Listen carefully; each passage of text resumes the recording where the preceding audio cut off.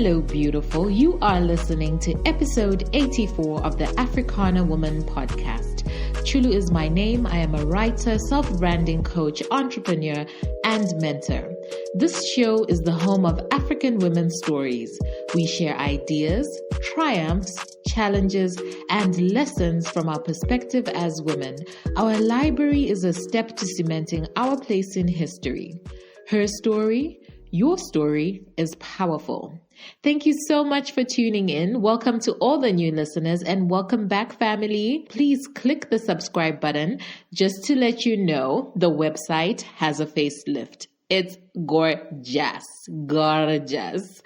Go check it out on africanawoman.com. I worked very hard, but that's a story for another day. Okay, guess how many convos are we from the 100th episode? 15 conversations. I'm so excited. For the 100th episode, we will have a live podcast recording with a live audience right here at Kumishi Garden in Kabwe. If you want to be one of the 100 guests, please go to the show notes and sign up. If you want to be a sponsor for this event, I'm not going to say no. So please do get in touch. Again, the link is in the show notes. Even if you are not in Zambia, sis, I still want you to participate. You can send us a voice note on our hotline, or if you have a burning follow-up question for a previous guest, send those through as well, and we will answer them at the celebration.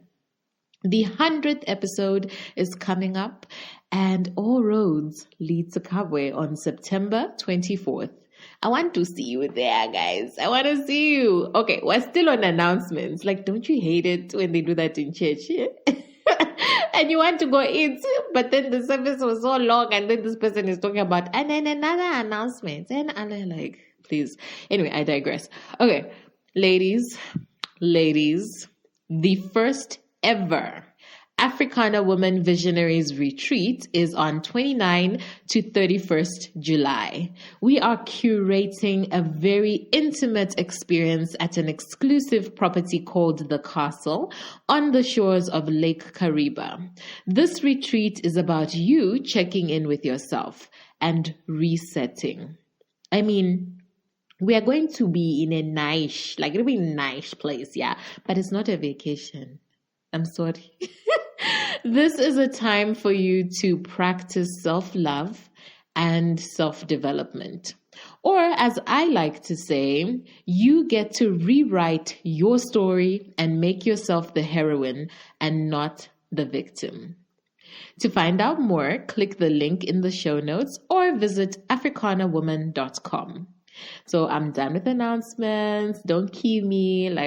I'm done. So I think I'm going to tell you the story about this guest after you have listened to our conversation. You are in for a treat.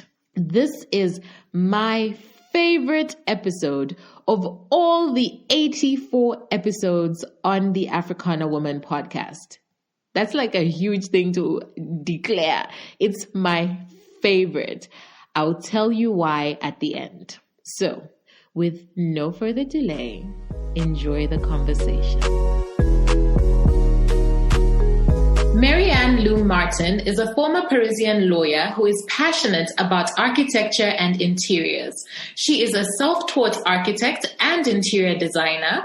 Meryanne owns and designs award-winning hospitality concepts in Marrakech since 1989. She won the 2000 Harpers and Queens Award of Best Private Estate to Rent in the World. She is the author of Inside Marrakech, Enchanting Homes and Gardens, published by Rizzoli NY, which went in record times into second print.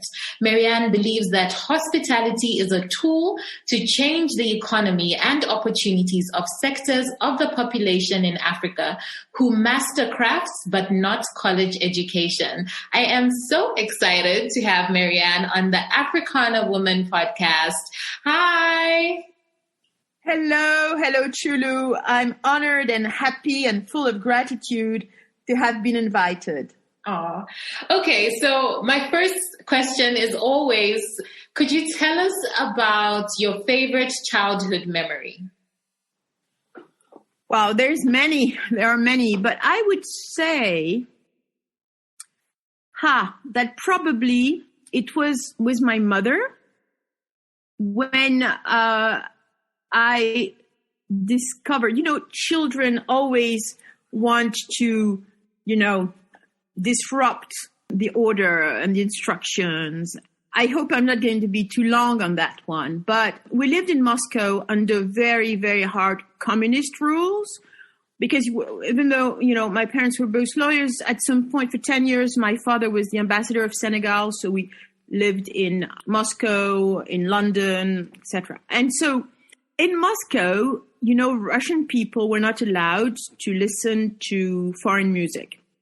Diplomats could listen to what they wanted, but Russians could listen to classical music, to local Russian music, and to Cuban music because Cuba was communist. So something which had an incredible impact on opening my eyes to the reality and the impact of culture was that I was taking piano lessons, and my mother would take me twice a week to my piano teacher, who was this very beautiful Russian woman. And every time we would arrive, salsa music was blasting in the whole neighborhood. And this would put my mother and her into giggles all the time. So one day I asked my mother, but what is so funny about this? And she told me, you see, Russian people can only listen to Cuban music. But she's listening to music from Puerto Rico, which is United States. And the communist people can see the difference.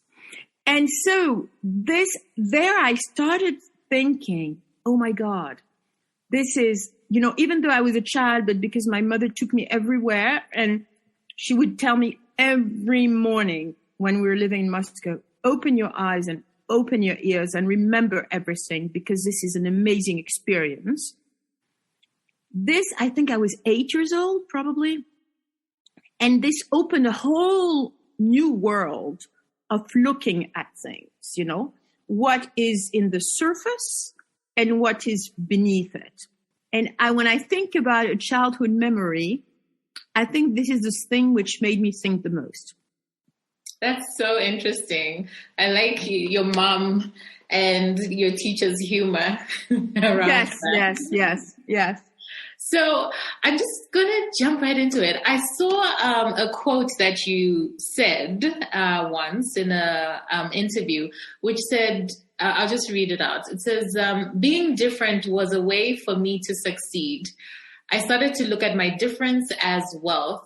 As people of color or varied cultural traditions are an incredible wealth.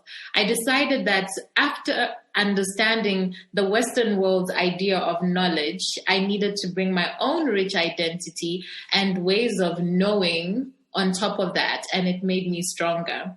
I really, really love this statement, but I wanted to hear more from you. What was it that separated Western world's idea of knowledge from another type of knowledge that is, from the continent and I guess traditional? Well, as you know, I'm a self-taught architect, and since I was a child, I was fascinated about architecture. I think that, the Western world, and I could see this because I did 2 years of architecture studies at the École Nationale des Beaux-Arts in Paris before going to law school. And you have an approach which is very westernized of education in the white world. They don't know other things. And it's a state of facts. I'm not criticizing anything. The facts are that when you grow up in France or in England or somewhere else, and the education is white-centric. It's about the Western culture, the Western values. And what I found really interesting, for example, in the field of architecture, was that I discovered, because since I was very young, I was reading a lot about vernacular architecture. Probably because I never lived in Africa, so I had this fascination about cultural heritage, And so when I started being very interested in architecture, I could see the Western world of architecture, but I could feel that the earth architecture, traditional earth architecture, was as smart as interesting than an 18th century house in Europe. The 18th century house in Europe was responding to the demands of the culture of that time, and a round adobe structure in some part of Africa where they mastered the way to keep the water and to have drafts and not be too hot because the earth, the walls are in earth and things like that, for me corresponded to just as elaborative and smart and well thought process to build a house. So I think that when I talk about the richness of cultures, I think that there are many of us now who have grown up in a country which does not correspond to their genetic ancestry, I would say. Not even going very far, but does not correspond to where their parents were born. And sometimes father and mother are born in different places like mine. And sometimes grandparents are also born in different places, also like mine. So what I think is very important is to see this diversity as a wealth. It's a wealth because we can understand both worlds. We can excel in the Western system of education, and we can mix it with the richness of centuries of our own culture. So speaking about grandparents, could you tell us your story around your grandmother's grandfather? And I really love that story. Yeah, it is a very inspiring story because so on my mother's side, they were coming from West Indies, Caribbeans, and a part which is still part of France, which is called Guadeloupe, and Guadeloupe and Martinique are still, it's just like, it's not the same climate, the same history, but it's just like if it was part of France, right? And so as most of Europe, it had slavery for a long time. The grandfather of my grandmother was born enslaved on a big farm in Guadeloupe. And when he was 16, he was freed. And he was a very smart man because all of the people who were freed from slavery were kind of traumatized with the idea of continue to work the earth and land and farm. And so people went on to cities, but they had no education and they had no training. So they perpetuated this system of poverty. And my ancestor was really in a very smart way said, I'm not going anywhere because I know how to farm and I'm a good farmer. So he stayed on the property where he was then having a salary because slavery was finished. And he went up all the degrees and ended up being the manager of the estate. And he was saving every penny. And when the owner of the property, who was his boss and not his owner anymore, decided to move back to France and decided to sell his property, he told him, I will recommend you to the next owner. And my ancestor asked him how much he wanted for the estate. And he went to take his wood box, like, people then, they wouldn't have money in the bank. They would have wood boxes with gold coins in it. He went to take his wood box and I love the image of this, that he sat at a table with this white man, and when he was born, he was owned, in quote, by this white man. They just sat at the same table as an employee and his manager, and he counted each penny, and he arrived to the value of the land. So he bought the land on which he was born enslaved. And then the man left, and he owned it. And he moved to the big house, which was the former, white people's house. And he was obsessed with the idea of learning how to read and write, which was not possible before because, enslaved people were not going to school. And he was wondering how he could learn how to read and write. And the economic impact of the abolition of slavery was that the rich white people stayed rich and the middle class poor white people became really poor because they didn't have free labor anymore. So there was this white guy knocking at the gates of the estate every day, begging for food. And so he told him one day, you have something I need and I have something you need. So move in here, I'll give you room and board, and you will teach me how to read and write. And the irony of the story is that the white guy moved to the former slave quarters. And my ancestor was living in the big house. It was his estate. So this man taught him how to read and write. And they had one book, Homerus, Iliad, and Odyssey. And so, the book about all the Greek heroes. And so his firstborn, who is the father of my grandmother, was called Achilles as one of the heroes of the book. So in one generation, Achilles went on to become a lawyer and to be elected at the French Congress.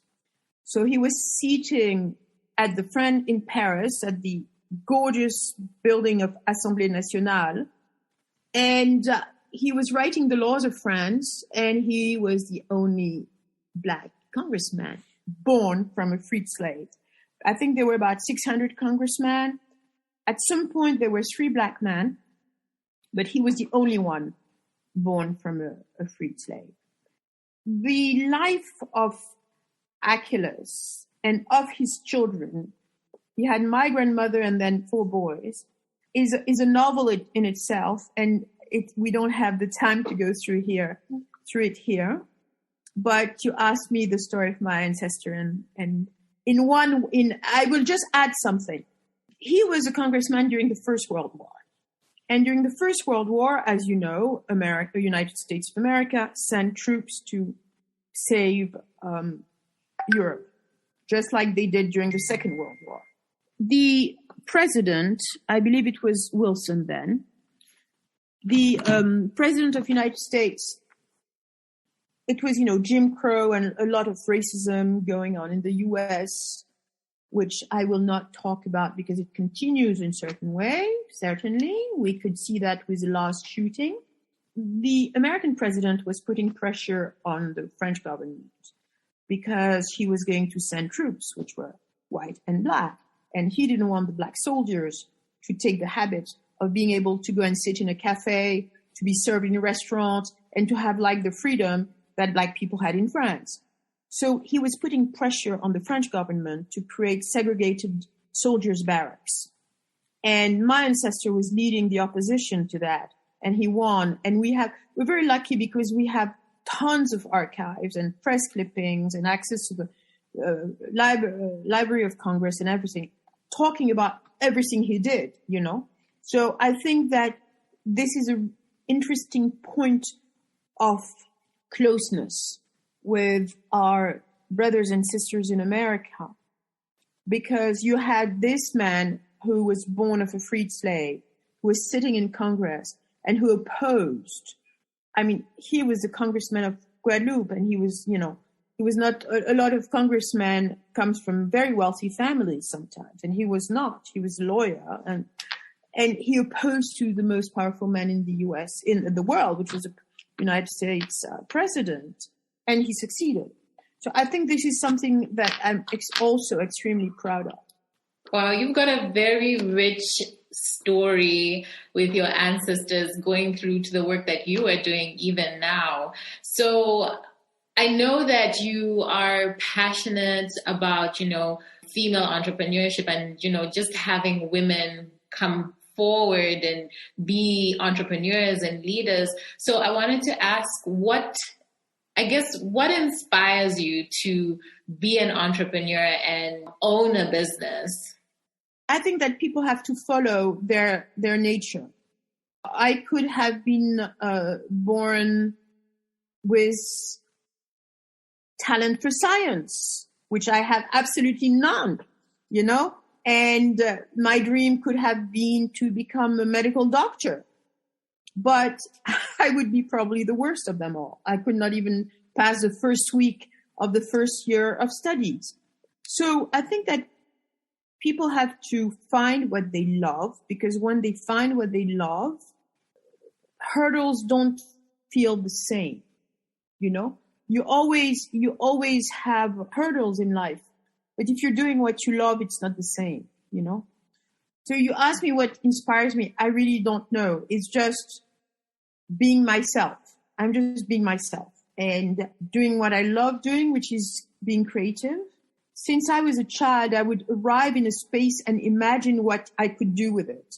So it's something, I didn't learn how to do. It's just the way I am, I remember when we were looking for an apartment to rent in Paris, because I'm from Paris.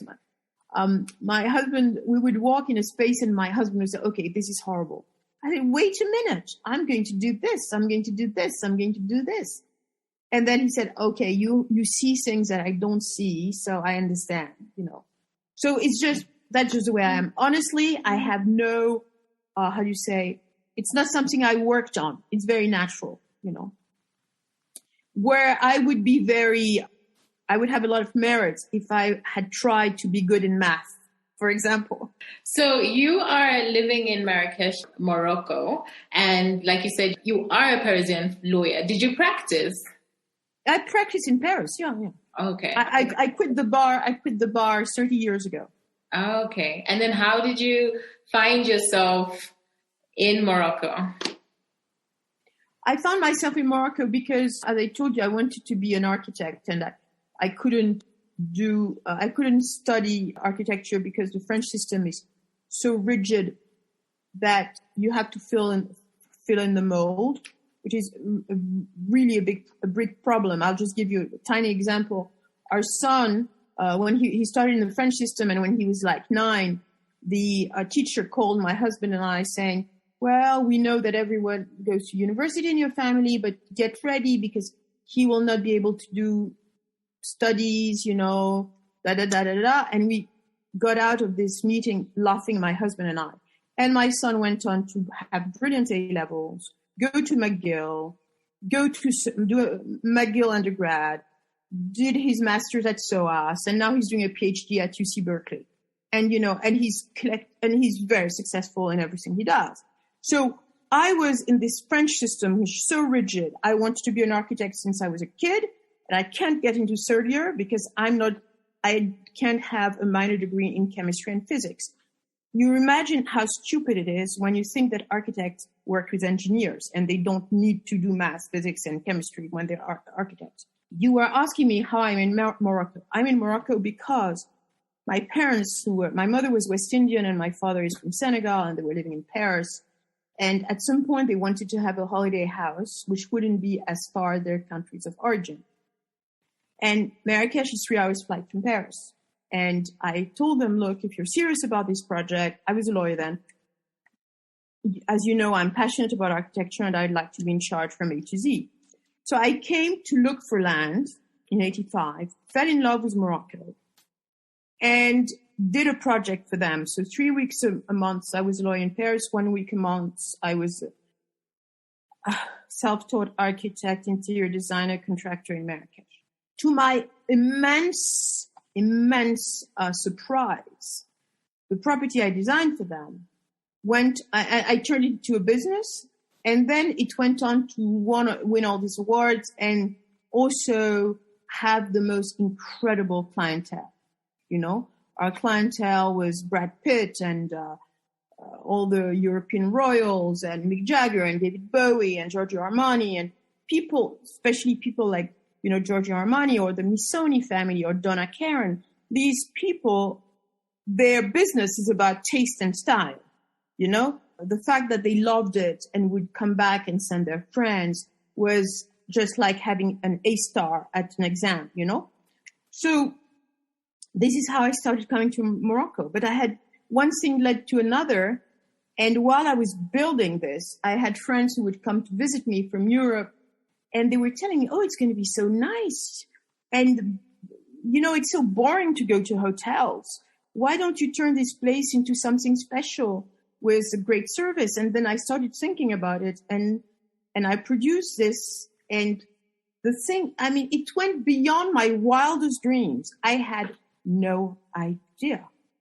So people could, nowadays, for example, I was having lunch today with people who asked me, so did you have a business plan? Did you do a marketing study? I said, based on what? I had no idea. I just did something which I knew I would like. And I was lucky to have things I would like being liked by other people. But there was no professional approach at all. I opened my parents' place in 89, and between 89 and 96, I was coming often to Morocco, but I was living in Paris. I had trained a very good team in Marrakech, taking care of the guest, and I would market it from my little fax in Paris because it was fax time. So during the day, I was a lawyer, and I would come home, and there would be miles of faxes asking to go to that place. To give you an example, Tom Cruise had to try 4 times before I could find space, and his secretary was calling me exasperated, telling me, do you know who he is? And I would say, yes, so what? Do you know who we have? And then I would give a list of people 10 times more important who had their space and dates booked in the house. And I said, I'm not going to ask people to change their dates because he wants to come. This is how it happened. And then in 95, so in the meantime, I get married, we have 2 children, we're living in Paris. In 95, we had horrendous strikes in Paris. And my husband, who's American and who was living in Paris and working out of Paris, but not so crazy about Paris, and we decided to move to Morocco in 96 and give it a try. And we've been here since July 96. So in 2000, I bought the land where I built my hotel. And one of the reasons I'm so full of gratitude and admiration for my West Indian part of the family is that it's through inheritance from my West Indian grandmother that I was able to buy my land in Morocco. So I have this very strong connection to that because this is really the origin of everything. In the bio, you had talked about, hospitality being a tool to change the economy, especially for sectors in the African population who are, master craftsmen. And, yes. And women. And yes, craftsmen and women, yes, of course.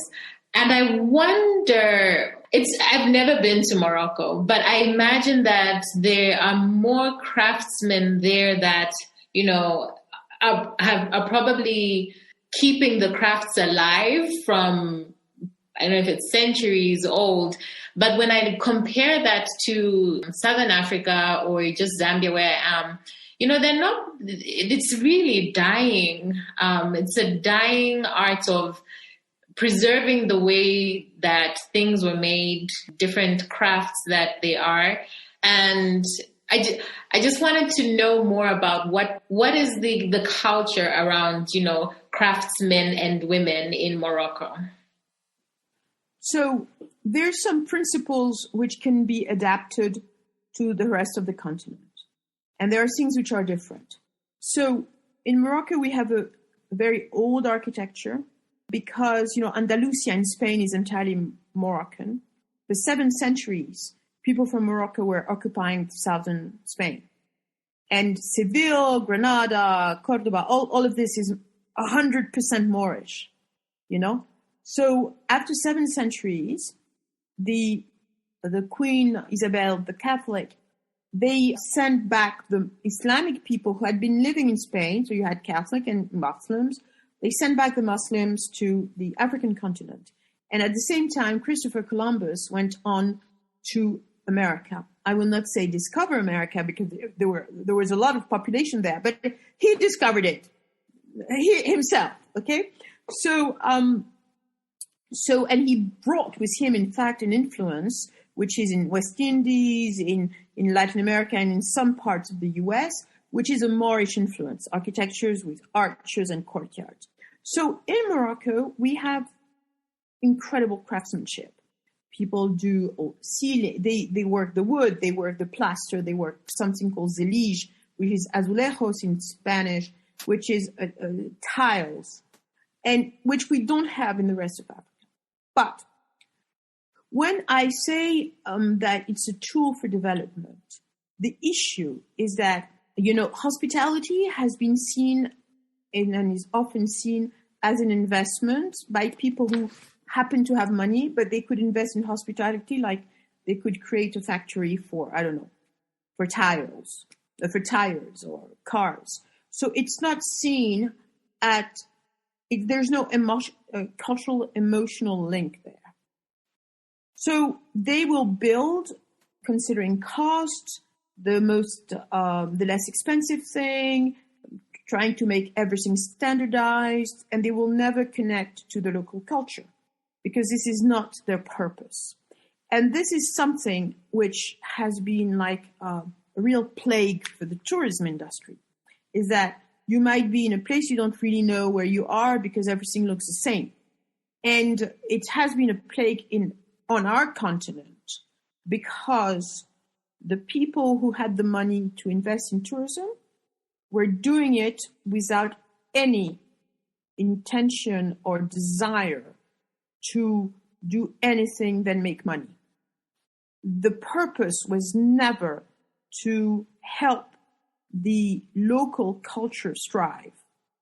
On top of that, especially in Black Africa compared to Northern Africa, we have been, in a way, the victim of this colonial idea that there's no culture in Africa, that there's wild spaces, beaches, but there's no culture in their sense of culture, which of course I absolutely don't agree with.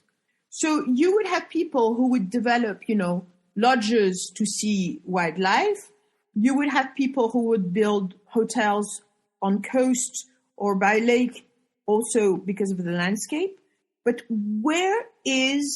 I would love to know, things are changing little by little, but where do you have a sense that the country needs to be developed and a lot of people haven't gone to school? What is the opportunity for a population, for a family to strive, to send their kids to school, or to be able to pay doctor bills when there are no job opportunities? And there are no job opportunities because only the Western type of education is being understood as the possibility. When in all African countries, people have gold in their hands because either they know how to properly manage the land, or they know some crafts, or they can learn some crafts. And so there's something which has always bothered me everywhere I have been traveling, is that I don't see sustainable opportunities for the local people in a way which is empowering their traditional knowledge. It just doesn't exist. So of course you have people who are going to have jobs because there's some hotels being built. Okay, but if they don't, what happens if they have a job for three years and then they have an issue with management and then they're laid off? What have they learned? What have they learned allowing them to be independent? And what I'm interested in is working within the local knowledge and the traditional knowledge and see how it can be adapted to the Western market. The market is Western, whether even if I have African clients, which is unfortunately not often the case, and I will tell you something about that. The market is formatted on Western taste. Okay? So, for example, in terms of craftsmanship, the traditional culture in Morocco could be doing, I will tell you an example, a textile, and embroideries, which are going to be too colorful for the Western taste. So they won't sell it. But if I suggest to use the same craftsmanship and impeccable know-how, but to do something only with two colors, then it sells like hotcakes. So I think that the duty of investors is to see how they can provide opportunities for local people, empowering their traditional know-how and creating a link with the expectation of the market, which is going to be the final consumer. And this is the process. I'm really not here to be selling room nights. I need to sell room nights so my business is successful. But this is the thing which really motivates me, is to put together models that I will be very happy to see copied. So the situation and this of local people on the continent who didn't have the opportunity to go to school can change. I hope I wasn't too long because I'm very passionate about the subject. No, what did you want to say about African clients? Well, that's something really different, between, the African Americans and the African market. I started having, for years I had my clients never looked like me.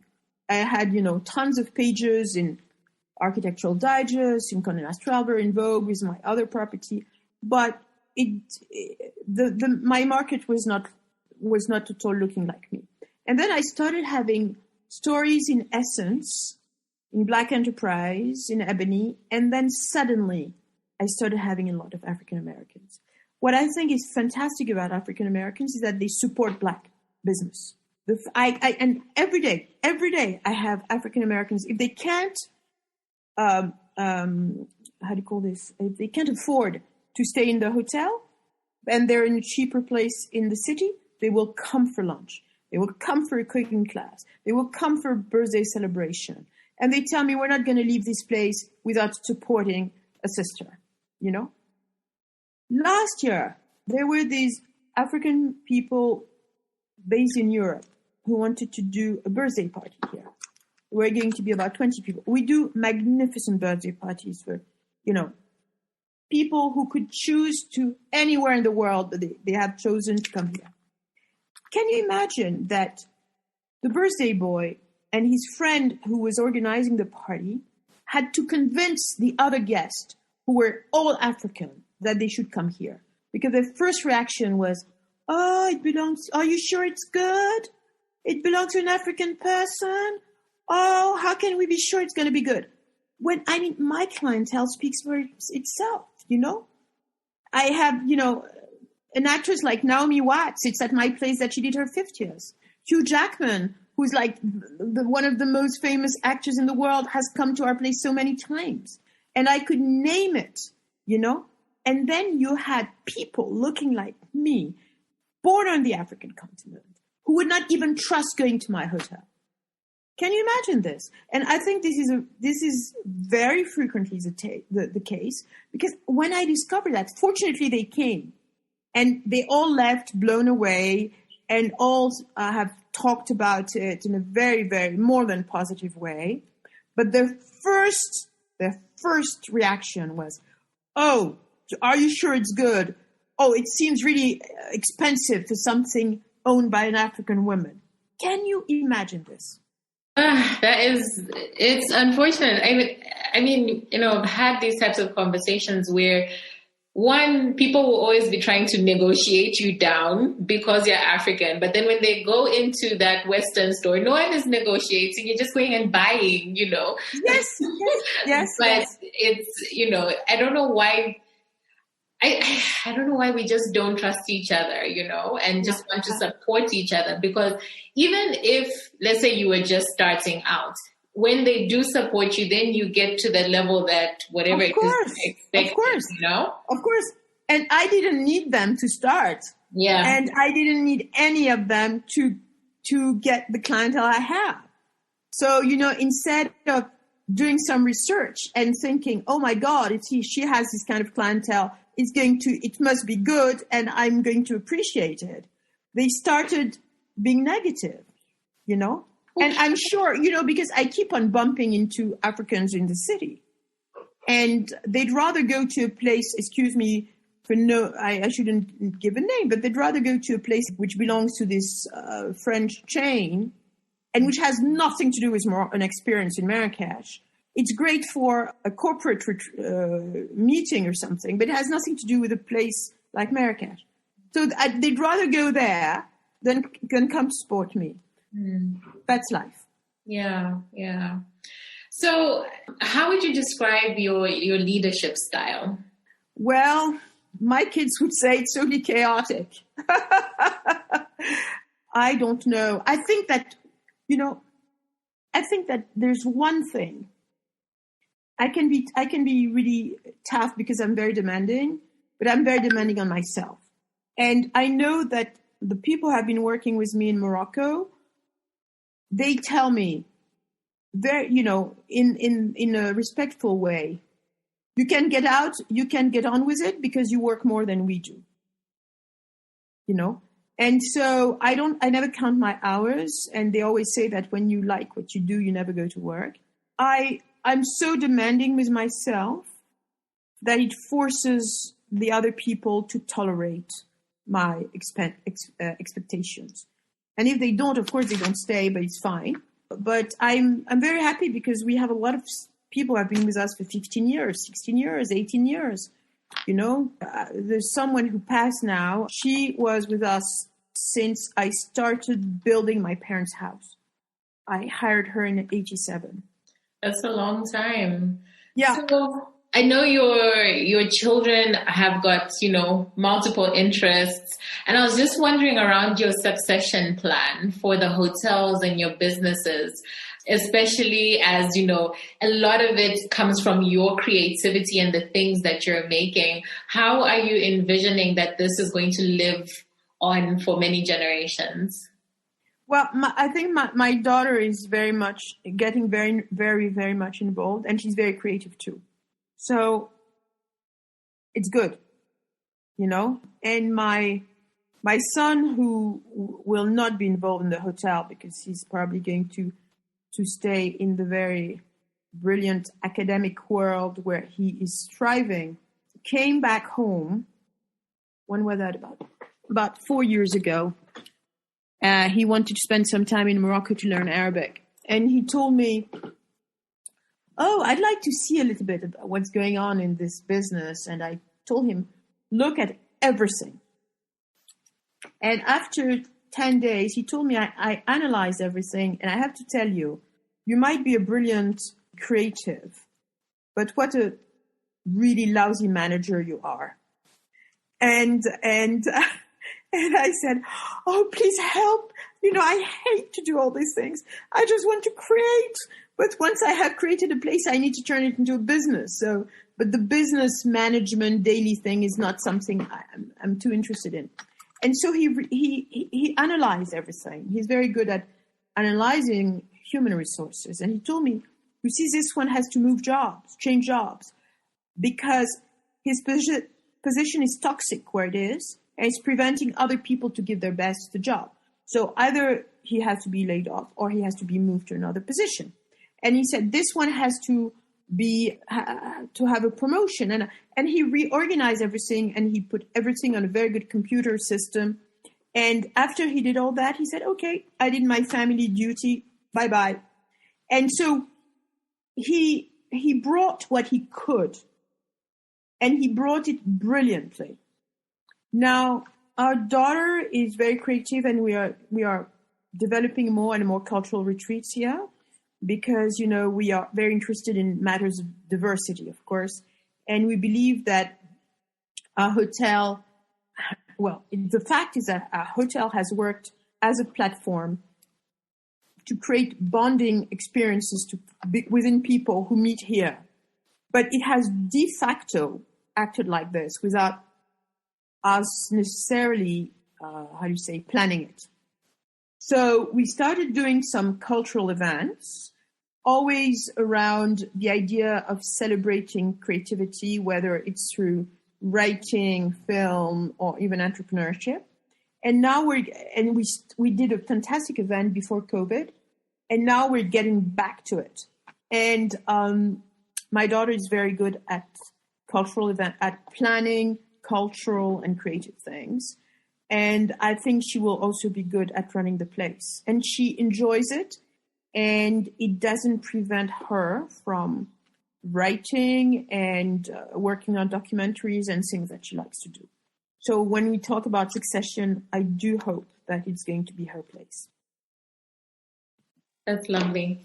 All right. As we are winding down, I wonder, how do you define home?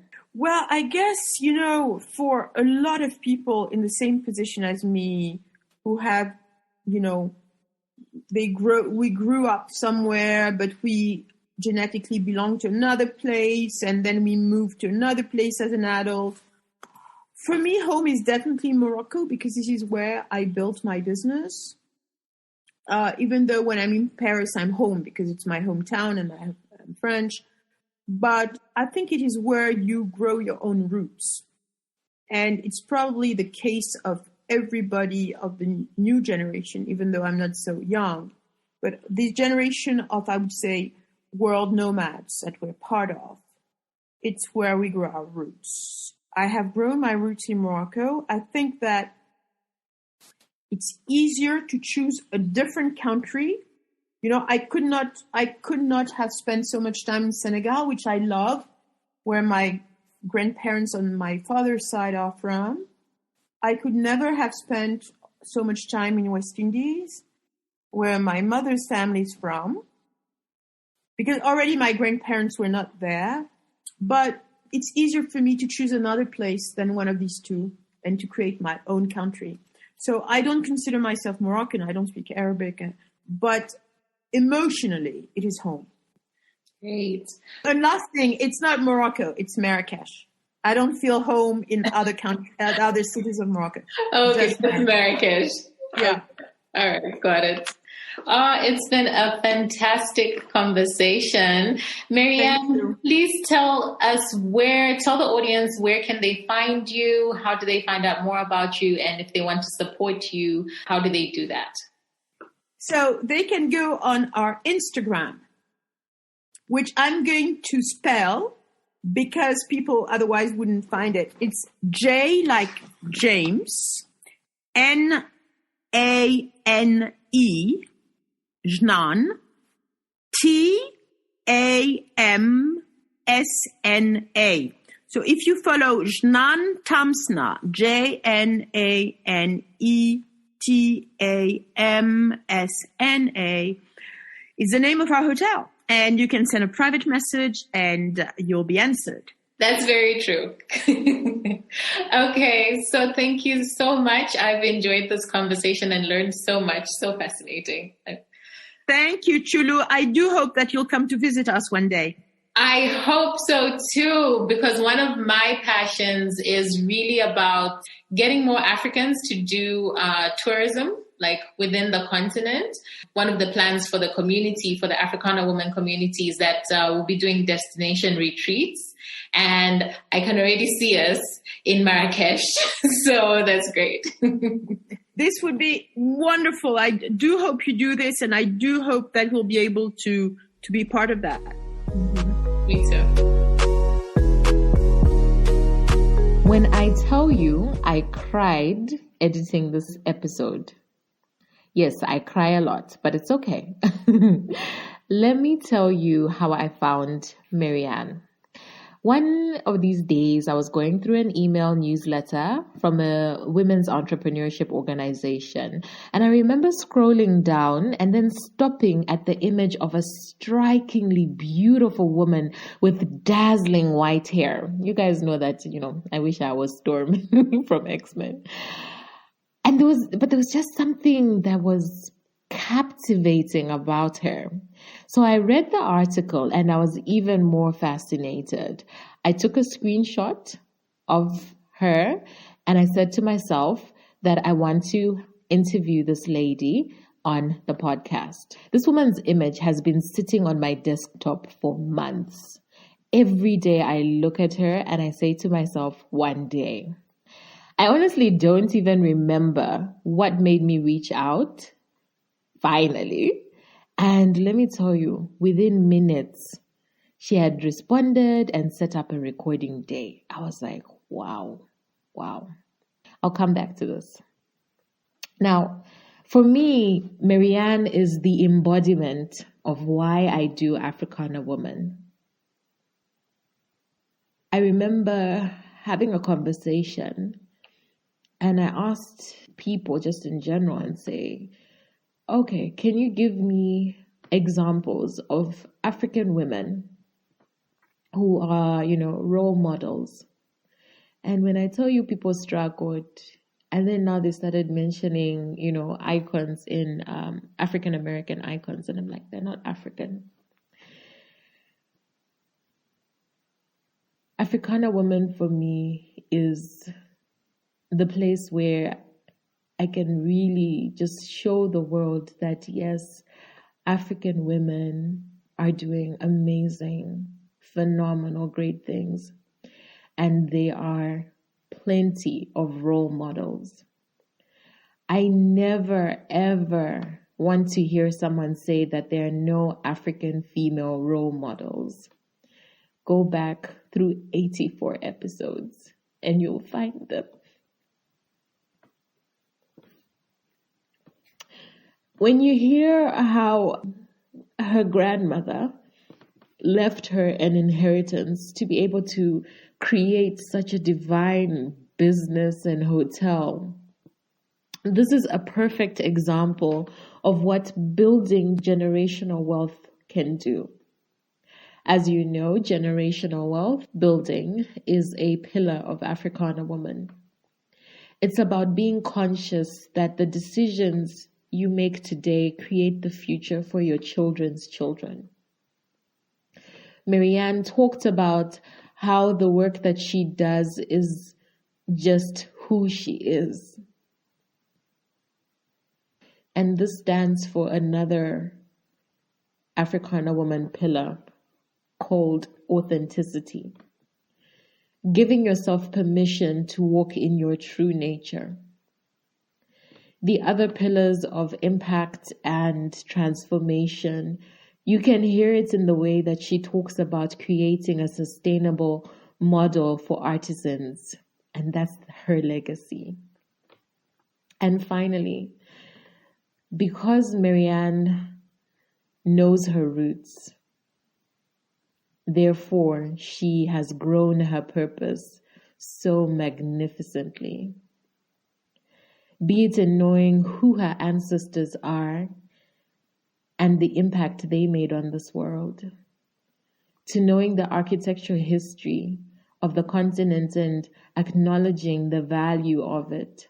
Her roots center the way that she moves in this world.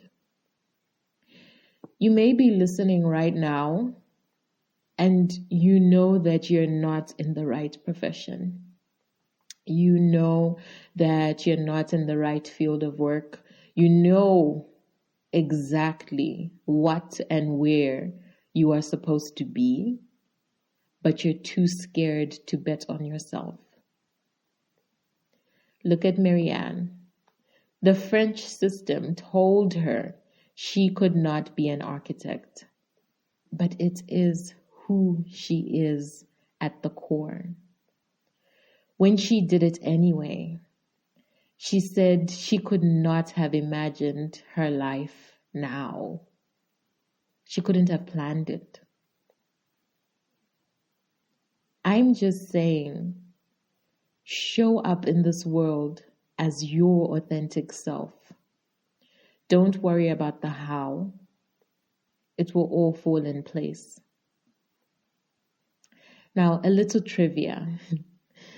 I actually wanted to be an architect, and in my college days, I studied architecture studies, and I actually thought I would be an architectural historian traveling the African continent to showcase to the world the splendor and rich knowledge of our architecture. Because I was frustrated with the way African architecture was deemed primitive. And, I actually did a project and I was pretty much failed. Anyway, I never became an architect, and I have always considered that as one of the great failures of my life. But meeting Meryanne showed me that it's not too late. I don't need Western education to tell me who I am at my core. I am who I say I am. Now, I just want to go back to what I was saying about having Meryanne's image on my desktop for months and months and months. I think that many times, we think that doing things like vision boards and, things like that are kind of like a waste of time, and they don't really work, but I believe that day that I decided to reach out to her, it was a day that was aligned, that it was meant to happen, because I had put that intention out in the world for it to happen. What are the odds of one actually just going through that email? Because most times I don't go through those emails. What are the odds that I could go through the email, find her, and then have such a deeply impacting conversation with her? And I know so many of you have got dreams and you're just holding on to them. You're waiting for that right moment, the right moment that you have enough money, you have enough resources, you have enough equipment or whatever it is to actually start. But let me tell you, I do this podcast with the bare minimum of equipment. Week after week, I bring these conversations to you that have inspired so many. I mean, the messages that I get where someone says, "Oh my God, I loved that episode. It was so inspiring. It made me think differently. It inspired me to start this, to do this." But imagine if I had sat and said, "Well, I don't have a microphone, so I can't do a podcast. I don't have that equipment or that software, so I can't do a podcast." I did it anyway. I do it anyway. I don't have any of those things. I just have my phone and a computer. So, whatever it is that you have in your heart to start, I just want you to know that you have everything that you need right now to get it started. I'll say it again. You have everything that you need right now to start whatever your dream is. Bet on yourself. You're a good bet. Okay? All right. So at Africana Woman, we give our guests roses in the now. Please find Meryanne on Instagram at Janane Tamsna. It is, let me tell you, that her hotel is gorgeous. It is divine. Like, I cannot wait to go there. And you need to send me a message if you want to go to Marrakesh and visit this hotel. And I'm telling you, this is me putting it out in the world, because I'll come and post a picture that, hey, I'm here. So tell her you heard her on the Africana Woman podcast. In fact, take a screenshot of this episode and tag both of us. We want to keep the conversation going. I just want to remind you. I know I said that I was done with the announcements, but I'm back with another one. Okay. So, when I guess I'm saying it again, when I was starting Africana Woman podcast, I was just clueless. No equipment, no systems, no training in editing. And it was just the wild, wild west out there. But 2 years down the line, I'm so proud of the podcast and how far that it has come. Now, the mission of Africana Woman is that we want to tell more African women's stories. And that's why we are helping you start and maintain your podcast. So if you have a burning idea and you're interested in launching a podcast and you don't know where to start, please do contact us at africanawoman@gmail.com. One more thing. Something possessed me. I don't know what, but I've actually started a community for Zambian podcasters. Now, I don't know.